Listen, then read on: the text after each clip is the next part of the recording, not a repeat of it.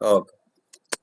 ఈరోజు మనం public finance అనేటువంటి క్లస్టర్ సబ్జెక్ట్ లో ఎయిత్ పేపర్ లో F3 అనేటువంటి పేపర్ ఏంటంటే ఫైనాన్షియల్ అడ్మినిస్ట్రేషన్ అనేటువంటి పేపర్ ని మనము పరిశీలన చేద్దాం. ఈరోజు అందులో చర్చించే అంశం ఏమిటంటే కోశ విధానము, ఫిజికల్ పాలసీ. ఒక దేశ ఆర్థికాభివృద్ధికి ఈ కోశ విధానం ఏ విధముగా ఉపయోగపడుతుందనే అంశాన్ని ఈరోజు మనం పరిశీలిద్దాం.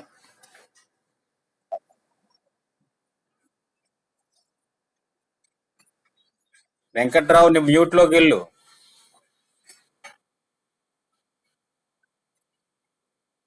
ఏ ప్రపంచంలోన ఏ దేశమైనా సరే త్వరగా అభివృద్ధి సాధించాలంటే తగిన పరిపాలనా విధానాలు రూపొందించి అమలు చేయవలసినటువంటి అవసరం ఎంతైనా ఉంది. కాబట్టి ప్రతి ప్రభుత్వం కూడా సాధారణముగా బడ్జెట్ విధానం ద్వారా అభివృద్ధి సాధించడానికి, అలాగే వివిధ ప్రణాళికల ద్వారా వాటిని రూపొందించుకొని అమలు చేస్తూ అభివృద్ధి సాధించడానికి ప్రయత్నాలు చేస్తూ ఉంది ప్రతి దేశం కూడా. అయితే ప్రభుత్వము ఈ బడ్జెట్ విధానానికి సంబంధించినటువంటి అంశాలని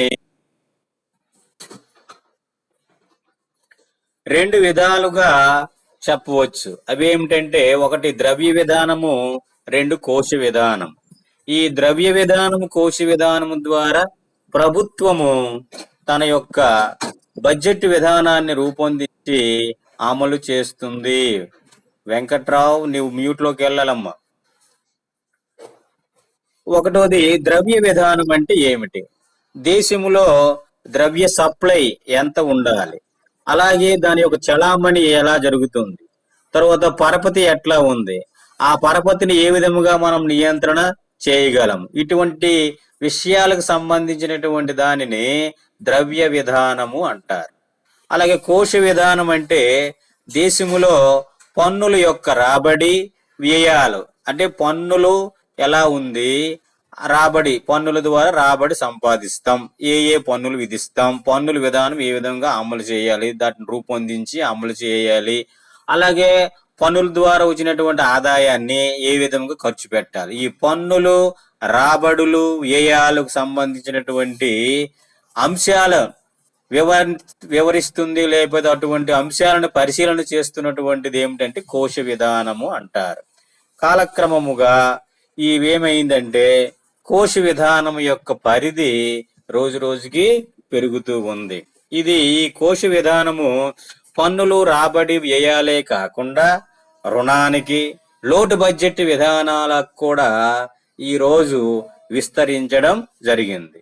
ఈ కోశ విధానానికి మనం కొన్ని చారిత్రక విషయాలను పరిశీలించినట్లయితే ఈ కోశ విధానానికి చారిత్రక లక్ష్యాలు ఉన్నాయి, చారిత్రక ప్రాధాన్యత కూడా ఉందని మనం చెప్పవచ్చు. కాబట్టి కోశ విధానాన్ని అమలు చేసే సాధనాలు, వాటి ద్వారా ప్రభుత్వం సాధించే ఆర్థికాభివృద్ధికి నేడు ఇవి ఎంతో ఉపయోగకరముగా ఉంటాయని మనం చెప్పవలసిన అవసరం ఎంతైనా ఉంది. మరి ఇటువంటి కోశ విధానము పూర్వపు రోజులలో ప్రపంచ దేశాలన్నీ కూడా సంతులిత బడ్జెట్లు అమలు చేస్తూ ఉండేవి. సంతులిత బడ్జెట్ అంటే తమ యొక్క ఆదాయ వ్యయానికి సమానమైనటువంటి విధానమే సంతులిత బడ్జెట్. అంటే ప్రభుత్వం యొక్క ఆదాయ వ్యయాలు సమానముగా ఉంటే దానినే సంతులిత బడ్జెట్ అంటారు. బడ్జెట్ అంటే అర్థం ఏమిటి? ప్రభుత్వం యొక్క ఆదాయ వ్యయాలను తెలియజేసేదే బడ్జెట్. ఆదాయ వ్యయాల పట్టికనే బడ్జెట్ అంటారు. ఇటువంటి బడ్జెట్ ఎలా ఉండేదట పూర్వపు రోజుల్లో? ప్రపంచంలోని అన్ని దేశాలు కూడా సంతులిత బడ్జెట్లు ఉండేవి. అంటే ఎంతైతే ఆదాయం పొందాయో ఆదాయానికి సమానంగా ఖర్చు చేస్తూ ఉండేటువంటి విధము ఉండేది పూర్వపు రోజులలో. కాబట్టి ఆ ప్రభుత్వాలు అనుసరించే కోశ విధానము ఎంతవరకు ఉండేది అంటే పన్నులు, రాబడులు అంతవరకు మాత్రమే పరిమితమై ఉండేది. కానీ నేడు అట్లా కాదు. ఈ కోశ విధానము పన్నులు, రాబడులతోనే సరిపెట్టకుండా దాని యొక్క పరిధి విస్తరణ జరిగింది. రుణము, లోటు బడ్జెట్లకు కూడా అది పెరగటం దారి తీసింది. ముఖ్యంగా ఈ ఎప్పుడు ఈ పరిధి విస్తరణ జరిగిందని చెప్పొచ్చు అంటే ప్రపంచంలో ప్రపంచ ఆర్థిక మాంద్యం ఏర్పడింది. ప్రపంచ ఆర్థిక మాంద్యం ఎప్పుడు ఏర్పడింది? 1930లో ఏర్పడింది అన్నమాట. ఈ 1930లో ఏర్పడినటువంటి ప్రపంచ ఆర్థిక మాంద్యం వలన ప్రపంచంలో నిరుద్యోగ సమస్య పెరిగింది. ఎప్పుడైతే నిరుద్యోగం పెరిగిందో మరి దీనిని అరికట్టవలసినటువంటి అవసరం ఏర్పడింది. దీనిని అరికట్టాలనే ప్రయత్నములో కోశ విధానములో మార్పులు రావడం ప్రారంభమైనవి. అదన్నమాట. ప్రపంచ దేశాలలో కోశ విధానములో మార్పులు రావడానికి దోహదం చేసినటువంటిది ఏమిటంటే ప్రపంచ ఆర్థిక మాంద్యం. ఈ ప్రపంచ ఆర్థిక మాంద్యం వల్ల నిరుద్యోగం పెరిగింది. కాబట్టి ప్రభుత్వ వ్యయాన్ని, ప్రభుత్వ విధానాలను ప్రణాళికాబద్ధముగా రూపొందించి ఆదాయము, ధరలు, ఉద్యోగిత స్థాయిలలో ఉపయోగకరమైనటువంటి మార్పులు తీసుకురావాలనే ప్రయత్నాలు ముమ్మరం చేయడం జరిగిందనమాట. ఈ మార్పులు కేవలం ద్రవ్య విధానము వలనే సాధ్యము కాదు అని ఆనాటి పాలకులైతేనేమి, ఆర్థికవేత్తలైతేనేమి పరిశీలన చేశారన్నమాట. కాబట్టి కేవలం ద్రవ్య విధానం వలనే ఈ మార్పులన్నీ సాధ్యము కావు. కాబట్టి కోశ విధానము అవలంబించవలసినటువంటి అవసరం ఎంతైనా ఉందని గ్రహించడం జరిగింది. ఆ విధముగా జేఎం కీన్స్ అనేటువంటి స్థూల ఆర్థిక శాస్త్రవేత్త అతడు ఏం చెప్పారంటే ద్రవ్య విధానము కంటే కోశ విధానము అంటే ఒక దేశ ఆర్థిక అభివృద్ధికి ద్రవ్య విధానం కంటే కోశ విధానం చాలా శక్తివంతమైనదని తెలియజేశారు. ఎవరంటే జేఎం కీన్స్ గారు అన్నమాట. కాబట్టి కోశ విధానం యొక్క ప్రాధాన్యతను గుర్తించబడింది. ప్రభుత్వ ప్రమేయం లేకుండా ప్రైవేట్ రంగమే ఆర్థిక మాంద్యము నుంచి బయటపడలేదు, ఆర్థిక మాంద్య పరిస్థితుల నుండి ఎదుర్కోలేదు. కాబట్టి కోశ విధానము ప్రైవేట్ రంగానికి అనుసంధానముగా ఉన్నట్లయితే ఆర్థిక మాంద్య పరిస్థితులను అరికట్టవచ్చును అని ఈ కోశ విధానం ఉపయోగపడుతుందని చెప్పడం జరిగిందన్నమాట. కాబట్టి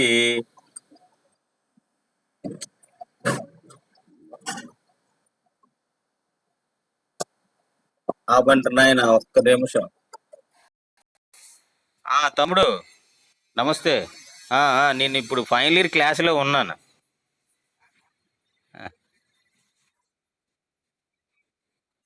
సరే అయితే సరే సరే.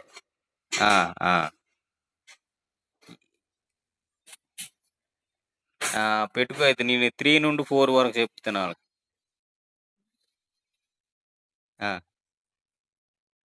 అయితే వాళ్ళకి చెప్పు, ఒక మాట చెప్పి సరే 3 నుంచి 4 వరకు వెళ్ళండిరా అనేసి.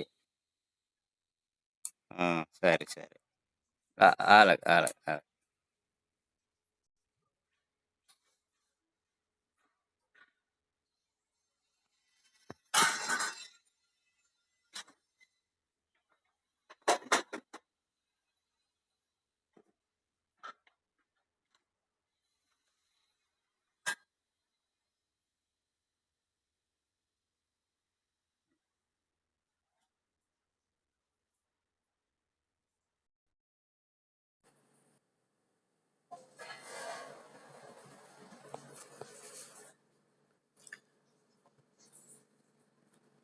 కోశ విధానము విస్తరించడం వలన అనేక అంశాలు ప్రభావితమైనాయి. అవి ఏమిటంటే ముఖ్యంగా అలెన్ జార్జ్ ఆన్విన్ అనేటువంటి వ్యక్తి ఒక విషయాన్ని తెలియజేశాడు. బాబు వినిపిస్తుందా నా క్లాస్ మీకు? ఆదాయము, ఉత్పత్తి, ఉద్యోగితలపై ఓకే ఆదాయము, ఉత్పత్తి, ఉద్యోగితలపై ప్రభుత్వ వ్యయము యొక్క పన్నుల విధానాలు స్థూల ప్రభావాలకు సంబంధించినటువంటిదే కోశ విధానము అని ఈ అలెన్ జార్జ్ అనేటువంటి ఆర్థిక శాస్త్రవేత్త చెప్పడం జరిగింది. అసలు కోశ విధానం అంటే ఏమిటి? ఆదాయము, ఉత్పత్తి, ఉద్యోగితలపై ప్రభుత్వం తాలూకు వ్యయము, పన్నుల విధానాలు, స్థూల ప్రభావాలకు సంబంధించినటువంటి అంశాలన్నింటినీ తెలియజేసేదే కోశ విధానము అనే ఈ అలెన్ జార్జ్ అనేటువంటి విషయాన్ని ఆయన మాటలలో చెప్పడం జరిగింది. మరి ఇక్కడ ఆర్థిక వ్యవస్థలో సాంఘిక న్యాయాన్ని పరిరక్షిస్తూ ఆర్థిక వృద్ధి రేటును పెంచే ప్రభుత్వము ఆర్థిక అభివృద్ధి సాధనముగా ఈ కోశ విధానాన్ని ఉపయోగించుకోవలసినటువంటి అవసరం ఉన్నది అని ఇతనే చెప్పడం జరిగిందన్నమాట. కాబట్టి కోశ విధానం అనేది బహుళార్థ ప్రయోజన సాధనముగా ఉపయోగపడుతూ దేశ అభివృద్ధికి అవసరమైనటువంటి రాబడి, అలాగే వ్యయము, రుణ యాజమాన్యము, బదిలీ చెల్లింపు వంటి విధానాలతో సమతౌల్యత నిష్పత్తిలో ఈ సమ్మేళనం చేయబడి ఉంటాయి ఈ కోశ విధానము. అందుకే మన భారతదేశం యొక్క 7వ పంచవర్ష ప్రణాళికలో ఏం చెప్పారట? జాతీయ ప్రాధాన్యతలకు అనుగుణముగా వనరులను పునః కేటాయింపు చేయడానికి, ప్రైవేటు పొదుపు పెట్టుబడులు వృద్ధి పునఃపంపిణీ చేయడానికి, ఆర్థిక సుస్థిరతను సాధించే సాధనమని ఈ కోశ విధానాన్ని గురించి ప్రణాళికా సంఘము తెలియజేసిందనమాట. అందుకే 7వ పంచవర్ష ప్రణాళికలో ఈ కోశ విధానం లక్ష్యాలపై 7వ పంచవర్ష ప్రణాళిక ఆధారపడి అమలు చేయబడడం జరిగిందనమాట. అందుకే ఏం చెప్పారు? జాతీయ ప్రాధాన్యతలకు అనుగుణముగా వనరులను కేటాయించడానికి, ప్రైవేటు పొదుపు పెట్టుబడులు వృద్ధి జరగాలి, అలాగే పంపిణీ చేయడానికి కూడా ఆర్థిక స్థిరత్వము సాధించడానికి ఉపయోగపడే సాధనమే ఈ కోశ విధానము. కాబట్టి కోశ విధానాన్ని రూపొందించి దాని ప్రధాన లక్ష్యాలపై ఆధారపడి అమలు చేయబడింది మన భారతదేశంలో 7వ పంచవర్ష ప్రణాళిక అన్నమాట.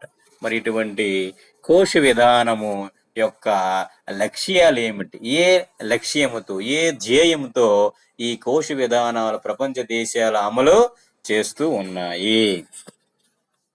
కోశ విధానం యొక్క ముఖ్య లక్ష్యాలలో ఒక దేశ అభివృద్ధి స్థాయి పరిస్థితులను బట్టి ప్రణాళికాబద్ధముగా నిర్ణయించుకున్నటువంటి ప్రాధాన్యతలను బట్టి ఈ కోశ విధానం యొక్క లక్ష్యాలు నిర్ణయించబడతాయి అన్నమాట. కాబట్టి ఇందులో ప్రధాన లక్ష్యాలు ఏమిటంటే, మొట్టమొదటిది దేశము త్వరగా అభివృద్ధి సాధించాలి. అంటే అర్థం ఏమిటి?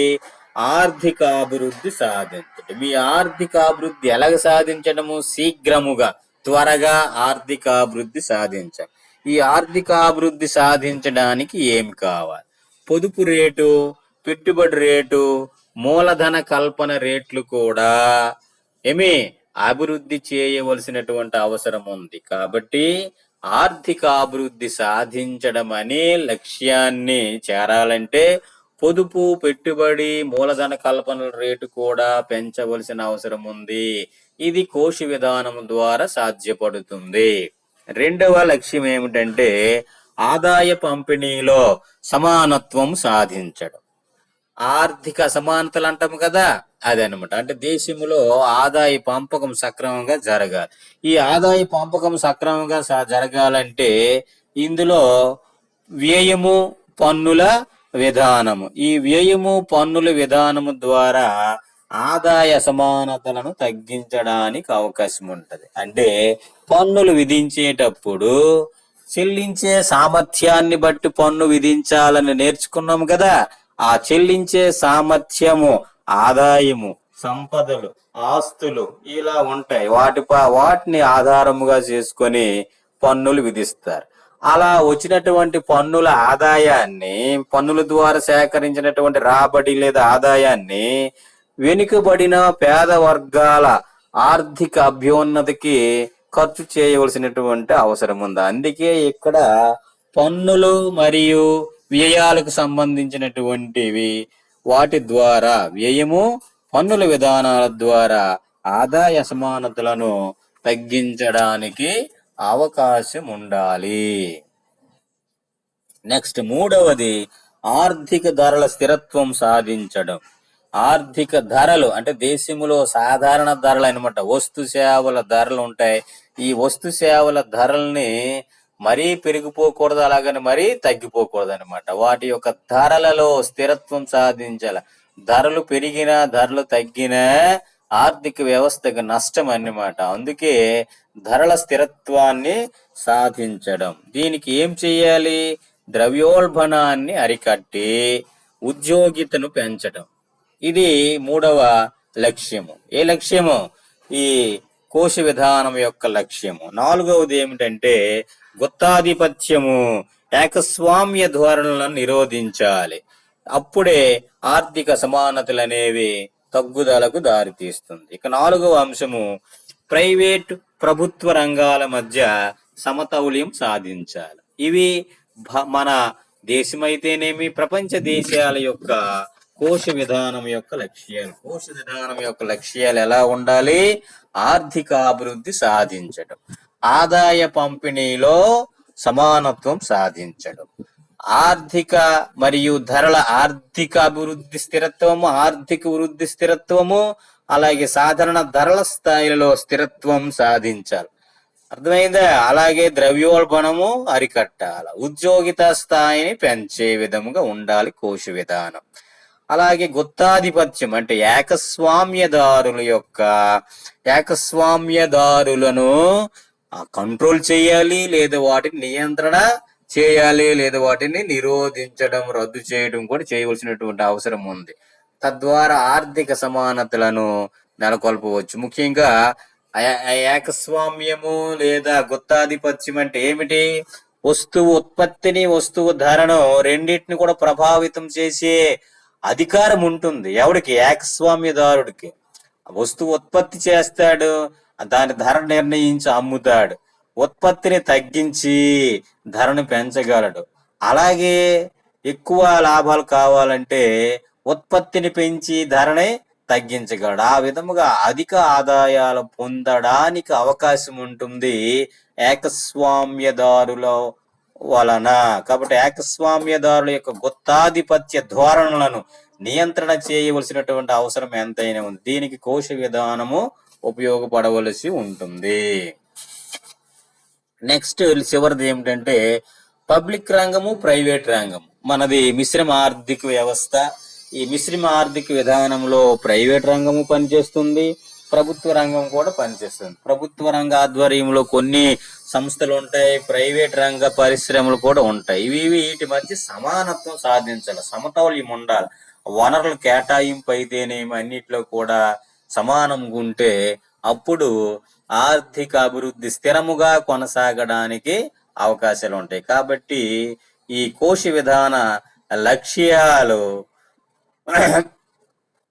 వలన మార్కెట్ శక్తులను నియంత్రించి ఈ లక్ష్యాలను సాధించడానికి కృషి చేస్తుంది కోశ విధానం. అంటే మార్కెట్ విధానములో అవసరమైనటువంటి మార్పులు చేయడం ద్వారా కోశ విధానం తన లక్ష్యాలను సాధించడానికి పనిచేస్తూ ఉంటుందన్నమాట.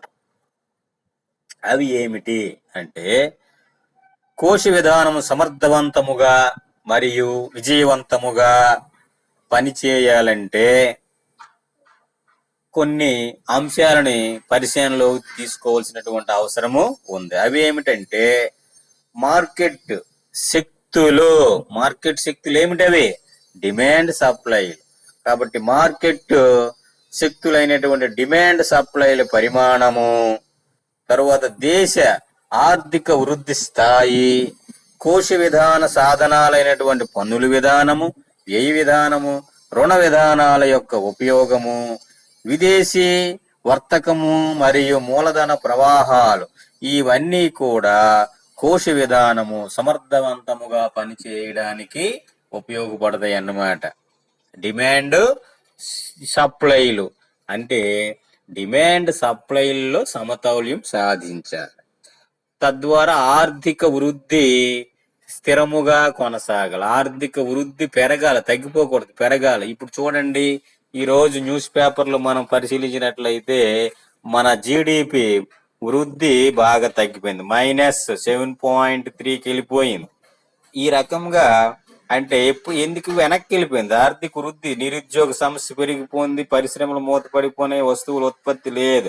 అందుకే ఉత్పత్తి పెరగలేదు. ఉత్పత్తి పెరగకపోతే వృద్ధి రేటు కూడా తగ్గిపోతుంది. వృద్ధి అంటే ఏమిటి? ఉత్పత్తిలోని పెరుగుదలనే ఆర్థిక వృద్ధి అంటారు.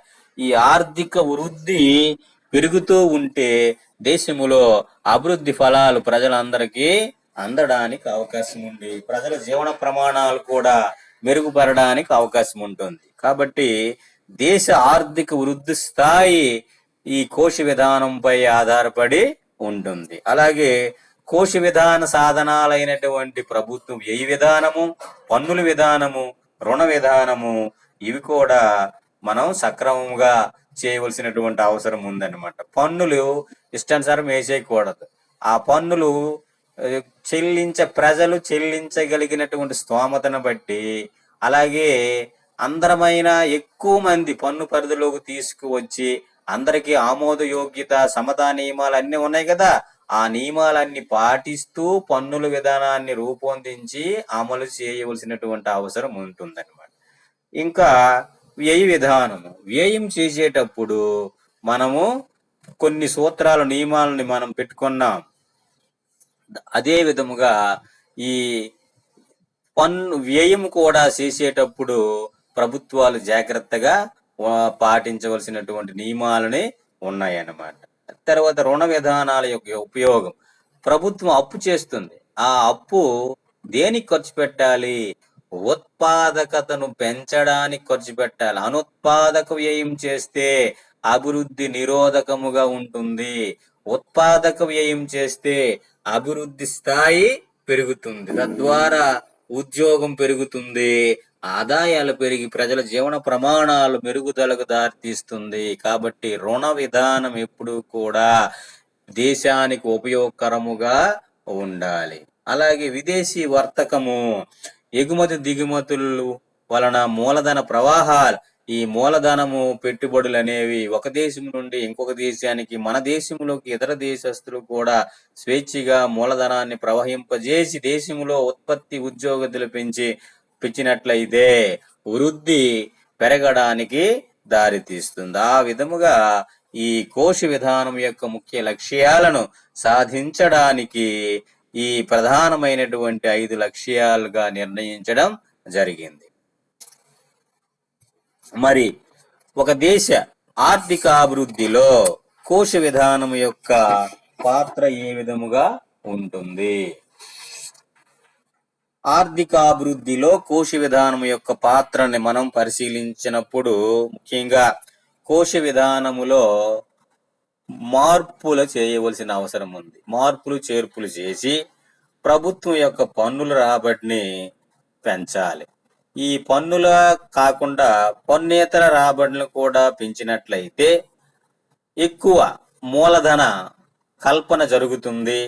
ఈ మూలధన కల్పన వలన అభివృద్ధి చెందడానికి అవకాశం ఉంది, ఒకటి. రెండవది, పన్నుల ఎగవేతను సమర్థవంతముగా అరికట్టడానికి రాబడి వసూళ్లలో వృధాను అరికట్టవలసినటువంటి అవసరము ఉంది. అలాగే నల్లధనాన్ని, బ్లాక్ మనీ, ఈ బ్లాక్ మనీ యొక్క ప్రభావాన్ని తగ్గించడానికి ఈ కోశ విధానం యొక్క పరిపాలనా చర్యలన్నీ కూడా ఉపయోగపడతాయి. అందుకే కోశ విధానములో మార్పులు చేర్పులు కల్పించి పన్నులు రాబడి మాత్రమే పెంచి తరువాత పన్నేతర రాబడులను కూడా పెంచాలి. తద్వారా మూలధన కల్పన జరుగుతుంది. పన్నుల ఎగవేతను అరికట్టాలి. అలాగే పన్నులు వసూలు చేయడం సిబ్బంది అన్నాం కదా, అటువంటి వృధా ఖర్చుని తగ్గించాలి. అలా అవన్నీ చేసినట్లయితే ఇవి మనం చేయడానికి ఏం చేయాలా? కోశ విధానంలో ఉన్నటువంటి పరిపాలనాపరమైన చర్యలు చేపట్టవలసినటువంటి అవసరం ఉంది. అయితే ఇక్కడ ఒక ఆర్థికాభివృద్ధి సాధించడానికి కేవలం అధిక రాబడుల ద్వారా మాత్రమే సాధ్యపడదు. ఈ వాటిని రాబడిని ఏం చేయాలా? రాబడిని సమర్థవంతముగా ఉపయోగించాలి. సమర్థవంతముగా ఉపయోగించడం అంటే ప్రభుత్వము వివిధ మార్గాల ద్వారా ఆదాయాన్ని సేకరించినప్పుడు ఆ సేకరించినటువంటి ఆదాయాన్ని వివిధ పనులకు, మనం వివిధ రంగాలకు వనరులు కేటాయింపు సక్రమంగా జరగాలి. అలాగే వాటి ఉపయోగం కూడా సమర్థవంతంగా ఉండాలి. వస్తువులపై పన్నుల ద్వారా ప్రభుత్వ వనరులు సేకరించినట్లయితే వాటి అవసర పరిశ్రమలలో పెట్టుబడిగా పెట్టి జాతీయ ఆదాయాన్ని, స్థూల జాతీయ ఉత్పత్తిని పెంచవచ్చును. అదే విధముగా డిమాండ్ సప్లైల అంశాల మధ్య సమతౌల్యాన్ని సాధించినట్లయితే ప్రజల జీవన ప్రమాణాలు కూడా మెరుగుపడడానికి అవకాశం ఉంటాయి. కాబట్టి ఈ లక్ష్యాలను సాధించడానికి కోశ విధానము ఉపయోగపడుతుంది, మనకి చాలా ఉపయోగపడుతుందని చెప్పవచ్చు. జేఎం కీన్స్, అలాగే హిక్స్ మొదలైనటువంటి ఆర్థిక శాస్త్రవేత్తలు ఈ కోశ విధానానికి ఎంతో ప్రాధాన్యత ఇచ్చారన్నమాట. అందుకే జేఎం కీన్స్ సిద్ధాంతంలో సార్థక డిమాండ్ కి అధిక ప్రాధాన్యత ఇచ్చాడు. ఎఫెక్టివ్ డిమాండ్, సార్థక డిమాండ్ అని చెప్పుకున్నాం. సార్థక డిమాండ్ అంటే అర్థం ఏమిటి? సమిష్టి డిమాండ్ సప్లై, సమిష్టి డిమాండ్ ధర, సమిష్టి సప్లై ధరలు సమానముగా ఉన్నటువంటి స్థితిని సార్థక డిమాండ్ అంటారు. ఈ సార్థక డిమాండ్ను పెంచి ప్రైవేటు పెట్టుబడిని ప్రేరేపించి సార్థక డిమాండ్ లో స్థిరత్వాన్ని సాధించాలని జేఎం కీన్స్ గారు తెలియజేశారు. అంతటితో ఆగకుండా సార్థక డిమాండ్ను పెంచి ఆర్థిక వ్యవస్థలలో దేశంలో ఉద్యోగిత స్థాయిని కూడా పెంచవాలని ఇతను చెప్పాడు. ఎవరు? జేఎం కీన్స్ అన్నమాట. అంటే కోశ విధానము అవలంబించినప్పుడు సార్థక డిమాండ్ని పెంచాలి, సార్థక డిమాండ్ ద్వారా ఉద్యోగితని కూడా మనం పెంచడానికి అవకాశం ఉంటుంది అని చెప్పారు. కాబట్టి కోశ విధానం ఆర్థిక వ్యవస్థలోనే వ్యాపార చక్రాలలో వచ్చినటువంటి హెచ్చు తగ్గులను స్థిరీకరించి సంతులిత సాధనముగా పనిచేస్తుంది ఈ కోశ విధానము అని ఎవరు చెప్పారు? జేఎం కీన్స్ గారు అన్నమాట. అయితే అభివృద్ధి చెందుతూ ఉన్నటువంటి దేశాలు అనేక సమస్యలు ఎదుర్కొంటూ ఉంటాయి. మరి ఈ దేశాలలో అభివృద్ధి చెందుతూ ఉన్నటువంటి దేశాలు అంటే మనలాంటి దేశాలు పెట్టుబడి వనరుల కొరత ఉంటుంది. అలాగే ఉపాంత వినియోగ ప్రవృత్తి ఎక్కువగాను, ఉపాంత పొదుపు ప్రవృత్తి తక్కువగా ఉంటుంది. కాబట్టి సరైన స్థాయిని పెంచడానికి ఏం చేయాలా? పొదుపును పెంచాలి. పొదుపును పెంచితే మూలధన సంచయనం స్థాయిని పెంచడానికి అవకాశము ఉంటుంది. కాబట్టి ఆర్థికాభివృద్ధి సాధన ప్రక్రియలో కోశ విధానము అనేక విధాలుగా ఉపయోగపడుతుందని ఎవరు చెప్పారు? జేఎం కీన్స్ గారు చెప్పారన్నమాట. కాబట్టి కోశ విధానము ఆర్థికాభివృద్ధికి ఎంతగానో తోడ్పడుతుంది, ఉపయోగపడుతుందని మనం చెప్పవచ్చు అన్నమాట.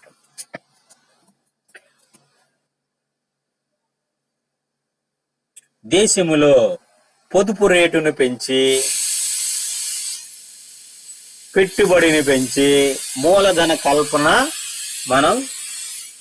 కల్పన ప్రక్రియకు దారి తీయడానికి అవకాశాలు ఉంది. మరి దీనికి ఏం చేయాలి అంటే అనేక రాయితీలు, మినహాయింపుల ద్వారా వీటిని సమకూర్చవలసినటువంటి అవసరం ఉంది. ముఖ్యంగా సమాజ అభివృద్ధికి ఉపయోగపడినటువంటి ప్రాజెక్టులు ఉన్నాయి. అవి ఏమిటంటే నీటిపారుదల ప్రాజెక్టులు, అలాగే విద్య, వైద్యం, అలాగే విద్యుత్ శక్తి, రోడ్లు. వీటిపై పెట్టుబడులను ప్రోత్సహించాలి.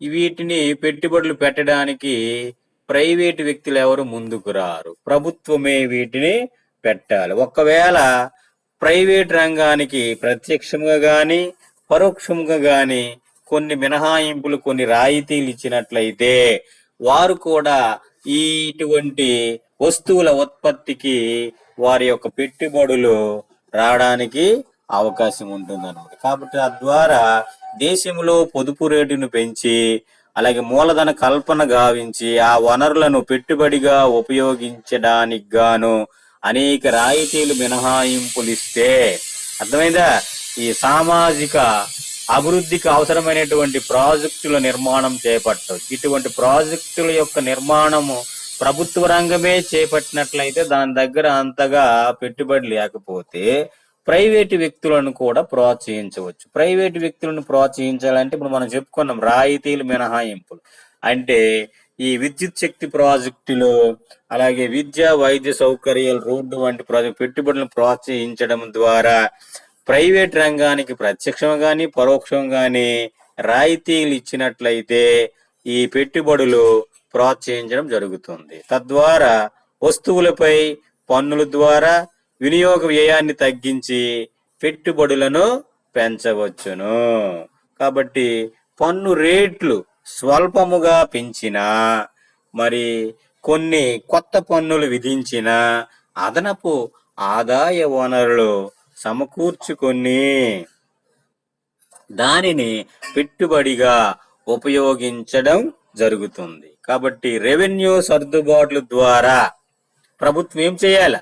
రెవెన్యూ సర్దుబాట్ల ద్వారా కావలసినటువంటి ద్రవ్య రాబడులు లేదా వనరులను సమీకరించి ఆర్థిక స్థిరత్వాన్ని సాధించడము అంటే ఏమిటి?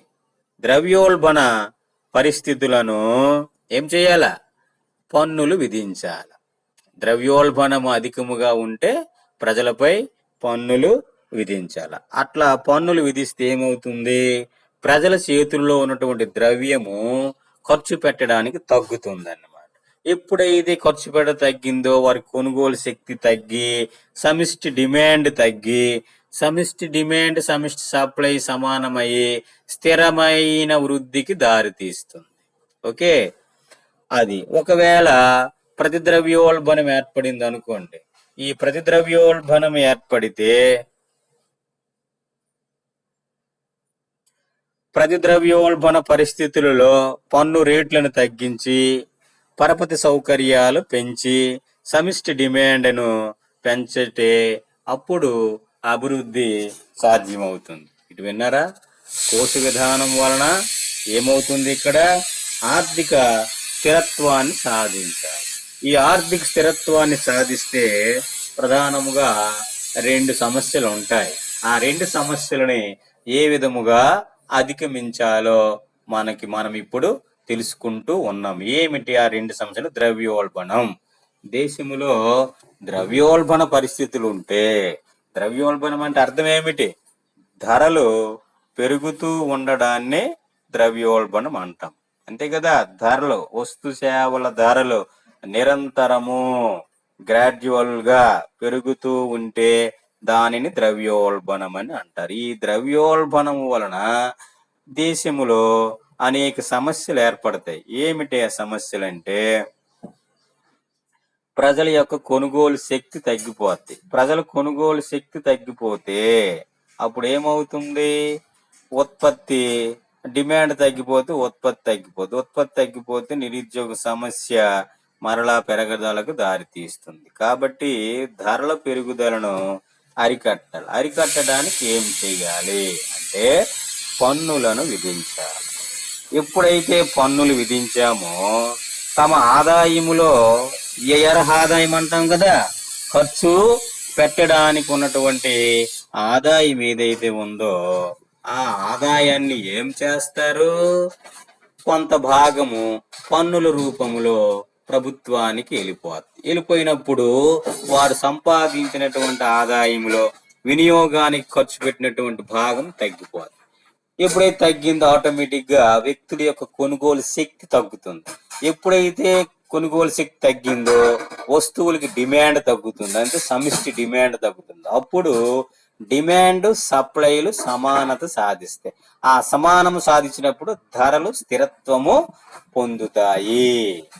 అర్థమైందే? కాబట్టి ఈ రకముగా ధరల స్థిరత్వాన్ని సాధించడానికి ఈ ద్రవ్యోల్బణ పరిస్థితులని అదుపు చేయవలసిన అవసరం ఉంది. ఒకవేళ దేశంలో ప్రతి ద్రవ్యోల్బణము అంటే ఆర్థిక మాంద్య పరిస్థితులు వంటి పరిస్థితులు ఉన్నట్లయితే అప్పుడు కూడా ఏమవుతుంది? సప్లై తక్కువ, డిమాండ్ ఉండదు. కాబట్టి ప్రతి ద్రవ్యోల్బణ పరిస్థితులలో పన్ను రేట్లను తగ్గించాలి. పన్ను రేట్లను తగ్గిస్తే ఏమవుతుంది?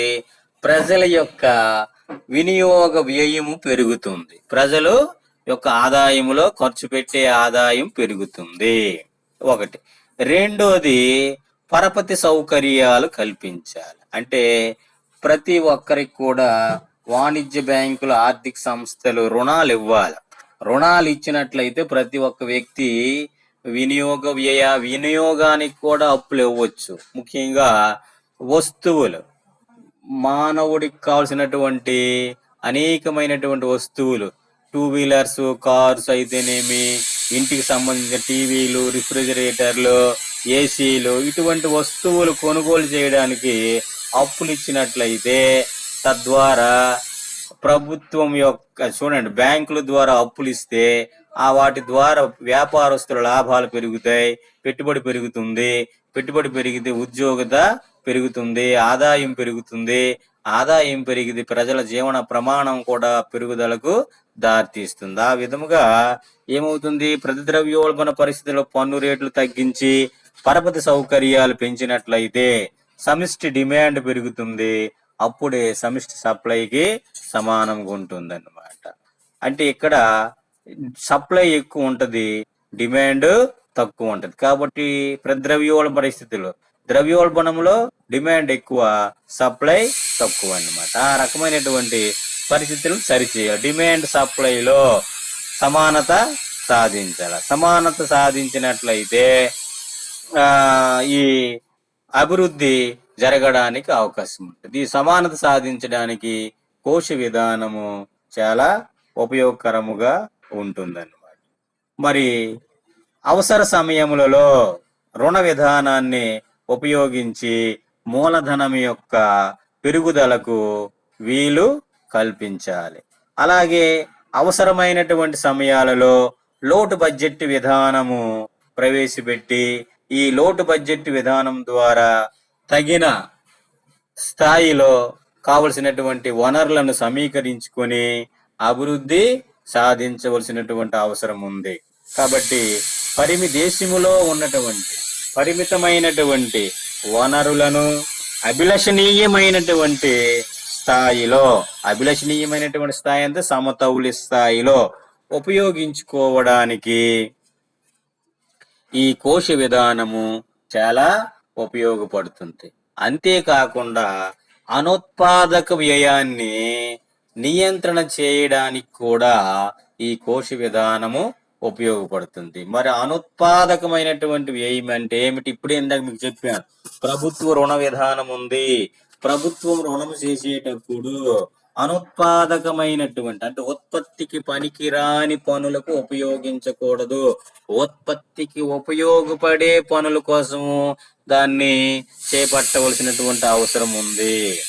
ఇప్పుడు రోడ్లు, నీటిపారుదల ప్రాజెక్టులు, విద్యుత్ శక్తి ప్రాజెక్టులు, అలాగే విద్య కూడా ఈ సౌకర్యాలను మనం వైద్యానికి కూడా ఖర్చు చేసినట్లయితే ఇక్కడ మూలధనం అభివృద్ధి చెంది అవస్థాపన సౌకర్యాలు అభివృద్ధి చెంది మరి వస్తువుల ఉత్పత్తులు పెరుగుదలకి దారితీస్తుంది అన్నమాట. ఆ రకముగా ఉత్పత్తికి పనికిరాని వ్యయాన్ని అనుత్పాదక వ్యయం అంటారు. ఈ అనుత్పాదక వ్యయాన్ని నియంత్రణ చేసే అధికారము ఎవరికి ఉందంటే కోశ విధానానికి ఉంది. కాబట్టి కోశ విధానం మనకి ఏం చెప్తుంది? ఒక దేశ ఆర్థికాభివృద్ధికి కోశ విధానము ఎంతగానో ఉపయోగపడుతుంది ఉందన్నమాట. కాబట్టి ఇక్కడ మనము ఒకటోది ఏమిటంటే ప్రభుత్వం యొక్క పన్నుల రాబడి ద్వారా మాత్రమే కాకుండా పన్నేతర రాబడులను పెంచి మూలధన కల్పన మనం పెంచవలసినటువంటి అవసరం ఎంతైనా ఉంది. రెండవది, పన్నుల ఎగవేత ఉంటది. ఈ పన్నుల ఎగవేతను సమర్థవంతముగా అరికట్టవలసినటువంటి అవసరం ఉంది. అలాగే రాబడి వసూళ్లలో ఉన్నటువంటి వృధాను అరికట్టాలి. ఇవన్నీ కూడా కోశ విధాన పరిపాలనా సంస్కరణలో భాగమై ఉంటాయి. కోశ విధానం యొక్క పరిపాలన సక్రమంగా ఉంటే ఇవన్నీ సక్రమంగా కొనసాగడానికి అవకాశం ఉంటుంది. మరి కోశ విధానము ద్వారా ఆర్థిక అభివృద్ధి సాధించాలంటే అది రాబడులు సమీకరించుకున్నంత వరకే పరిమితం అవ్వకూడదు. ఆ రాబడిని సమీకరించిన లేదా సంపాదించినటువంటి ప్రభుత్వ రాబడి వివిధ రంగాల మధ్య అభిలషణీయముగా సమతౌల్యముగా కేటాయింపులు అనేవి జరగాలి. ఆ కేటాయింపులు సక్రమంగా జరిగితేనే ముఖ్యంగా స్థూల జాతీయ ఉత్పత్తి పెరుగుతుంది, జాతీయ ఆదాయం కూడా పెరుగుతుంది. ఇది గుర్తుపెట్టుకోవాలి. తద్వారా డిమాండ్ సప్లైల మధ్య సమానత్వం సాధించాలి, జీవన ప్రమాణ మెరుగుపడాలి. దీనికోసము ఈ కోశ విధానం ఎంతగానో ఉపయోగపడుతుంది. ఇది ఏ విధముగా ఉపయోగపడుతుంది అనేది జేఎం కేన్స్ అలాగే జేఆర్ హిక్స్ కూడా చెప్పాడు. అయితే ఇక్కడ ప్రధానంగా జేఎం కేన్స్ గారు చెప్పినటువంటి విషయాలు ఏమిటంటే, ఒక దేశంలో పెట్టుబడిని పెంచాలి అంటే ఏం చేయాలంటే ముఖ్యంగా కోశ విధానము ద్వారా సార్థక డిమాండ్ను పెంచాలి. సార్థక డిమాండ్ అంటే సమిష్టి డిమాండ్ సమిష్టి సప్లైలు పెంచాలి. అతను మనకు చూడండి సమతౌల్య ఉద్యోగిత అని చెప్పారు. సమతౌల్య ఉద్యోగిత ఒక దేశంలో ఎప్పుడు ఉంటుందట? సార్థక డిమాండ్ స్థితికి చేరుకుంటే సమతౌల్య ఉద్యోగిత ఉంది. సార్థక డిమాండ్ ఎప్పుడు ఉంటదట? డిమాండ్ సప్లైలు సమానం అవ్వాలి.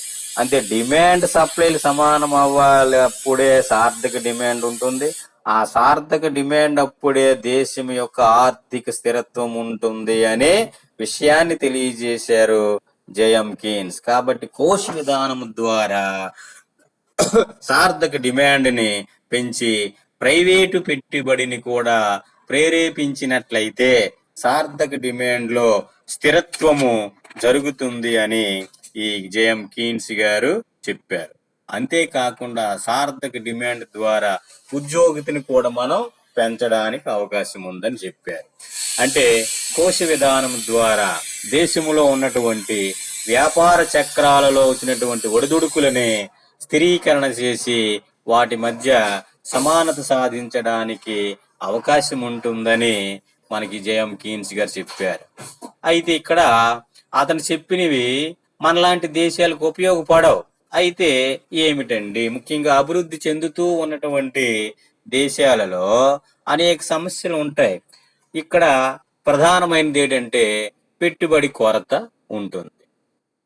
పెట్టుబడి కొరతగా ఉన్నప్పటికీ వినియోగ ప్రవృత్తి ఎక్కువ ఉంటది. ఎందుకంటే పేదవారి యొక్క వినియోగ ప్రవృత్తి ఎక్కువ అని చెప్పుకున్నాం. పేదవారి యొక్క వినియోగ ప్రవృత్తి ఎక్కువ ఎందుకంటే వాడికి ఎంత సంపాదించినా వినియోగం కొరకే ఖర్చు పెడతాడు. కాబట్టి పేదవారి యొక్క వినియోగ ప్రవృత్తి అధికముగా ఉంటుంది. కాబట్టి అభివృద్ధి చెందుతూ ఉన్నటువంటి దేశాలలో పేదరికము నిరుద్యోగం ఎక్కువ ఉంటాయి. కాబట్టి ఉపాంత వినియోగ ప్రవృత్తి కూడా ఎక్కువగా ఉంటుంది. వినియోగ ప్రవృత్తి ఎక్కువ, పొదుపు ప్రవృత్తి తక్కువ ఉంటుంది. వచ్చిన ఆదాయం అంతా ఖర్చు పెట్టడమే, పొదుపు చేయరన్నమాట అది. కాబట్టి సరైన స్థాయిని పెంచడానికి పొదుపుని పెంచాల, తద్వారా మూలధన స్థాయిని పెంచాల. వీటికి ప్రయత్నాలు చేసినట్లయితే ఆర్థిక అభివృద్ధి ప్రక్రియ సాధించడానికి అవకాశం ఉంటుంది అని జేఎం కేన్స్ గారు చెప్పారు. ఏ దేశాలకి ఇది? అభివృద్ధి చెందుతూ ఉన్న దేశాలు. అభివృద్ధి చెందుతూ ఉన్న దేశాలలో వినియోగ ప్రవృత్తిని తగ్గించి పొదుపు ప్రవృత్తిని పెంచి మూలధన సంచయనాన్ని కల్పించినట్లయితే ఆర్థిక అభివృద్ధి సాధించడానికి ఈ కోశ విధానం ఉపయోగపడుతుందని చెప్పారు. ఇది ఇందులో దానికే కాదు ఇంకా అనేక విధాలుగా ఉపయోగపడుతుంది. ఆ అనేక విధాలలో ఉన్నటువంటిది ఏమిటంటే దేశములో పొదుపు రేటుని పెంచాలి. ఈ పొదుపు రేటుని పెంచడం వలన ఏమవుతుందట? మూలధనం పెరుగుతుంది. ఈ మూలధనం పెరిగితే ఏమవుతుందట? ఆ వనరులను పెట్టుబడిగా ఉపయోగించడానికి కొంచెం రాయితీలు మినహాయింపులు ఇవ్వాలి. ఈ రాయితీలు మినహాయింపులు ఇవ్వటం ద్వారా సమాజ అభివృద్ధి ప్రాజెక్టులు నెలకొల్పడానికి దారితీస్తుంది. అంటే ప్రైవేట్ రంగాన్ని ప్రత్యక్షంగాని పరోక్షంగాని రాయితీలు ఇచ్చినట్లయితే వాళ్ళు పెట్టుబడులు పెట్టడానికి ముందుకే వస్తారు. ఒకటి. రెండవది, వస్తువులపై పన్నులు విధిస్తే వినియోగ వ్యయం తగ్గుతుంది. ఈ వినియోగ వ్యయం తగ్గితే పెట్టుబడులను పెంచి పన్ను రేట్లను స్వల్పముగా పెంచి కొన్ని కొత్త పన్నులు విధించి అదనపు వనరులను సేకరించి పెట్టుబడిగా ఉపయోగించినట్లయితే ఆర్థిక అభివృద్ధి సాధించడానికి అవకాశాలు ఎక్కువగా ఉంటాయి. అదే విధముగా రెవెన్యూ సర్దుబాట్ల ద్వారా కావలసినటువంటి రాబడిని సమీకరించి ఆర్థిక స్థిరత్వాన్ని సాధించడానికి ఉపయోగపడుతుంది కోశ విధానము.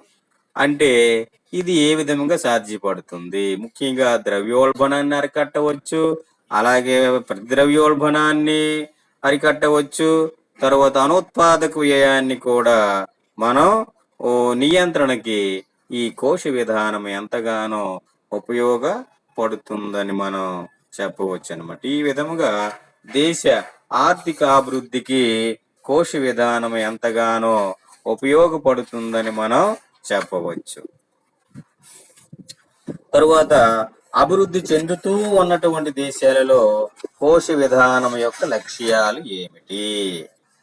అలాగే భారతదేశ కోశ విధానం లక్ష్యాలు, భారతదేశంలో కోశ విధానం యొక్క సాధనాలు ఏమిటి? ఇవి నెక్స్ట్ క్లాసులో మనం ఈ విషయాలని చర్చిద్దాం.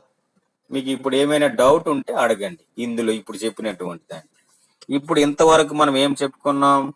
ఒక దేశ ఆర్థిక అభివృద్ధిలో కోశ విధానము అంటే ఏమిటి, ఈ కోశ విధానం యొక్క లక్ష్యాలు ఏమిటి, అలాగే ఆర్థిక అభివృద్ధికి కోశ విధానం ఎంతవరకు ఉపయోగపడుతుంది అనేటువంటి విషయాన్ని ఇంతవరకు మనం చర్చించడం జరిగిందండి.